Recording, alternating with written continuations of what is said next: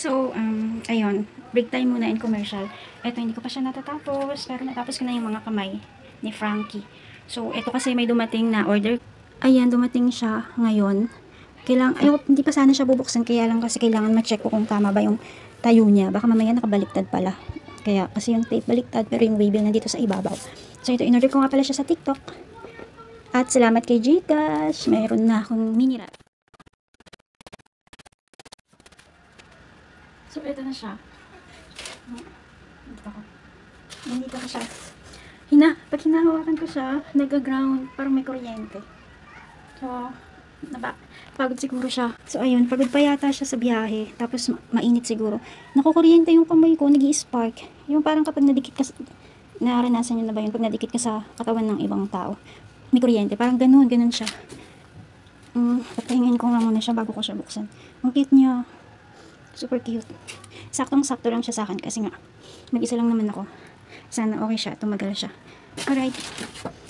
Yan na lang muna for today. Ito pala yung likod niya. Ayan. So, ayun. Antayin ko na lang muna mag 24 hours. So, mga Monday ko siya isasaksak. Kasi, di ba ganun yun?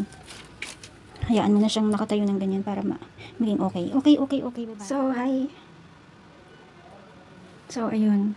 Lalabas ako para bumili ng manok. Tingnan mo, wala kasi akong budget. Ito try ko kasi yung ano ko. Yay! This is my, mini ref. Ayan. So, ito try ko siya. Kaya, lalabas ako para bumili ng manok.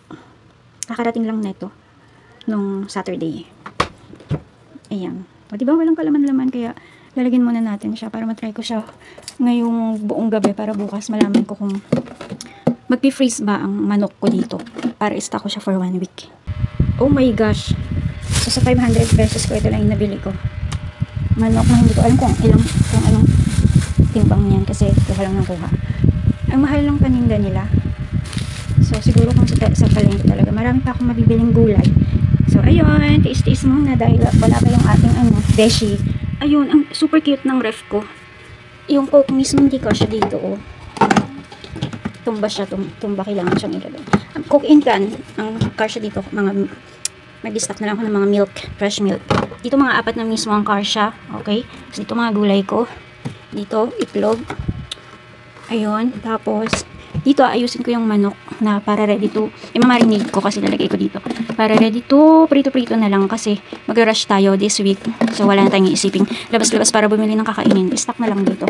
Hindi rin ako bumili ng frozen kasi ang mahal eh. Dapat talaga dun sa bilihan talaga. Talipa pa kasi mahal. Okay, mag-aayos na muna ako. So, okay na to, diba? Ito, para ngayong gabi. Tapos ito, yung i-freezer ko. Itong dalawa. So, hindi ko alam kung ilang araw kung may stock yan. Ayun, dumating na yung in-order ko na bottle para sa rep.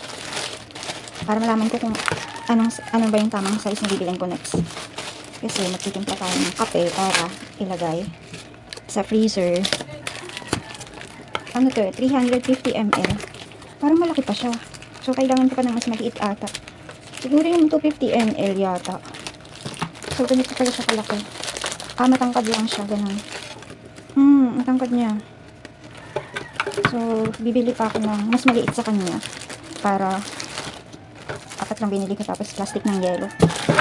Ito kasi yung ko. So, ito yung mismo.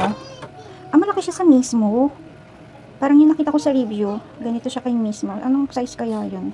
So, kailangan ko pa ng mas maliit. So, ito yung update sa aking, mini ref. So, ngayon, Wednesday night.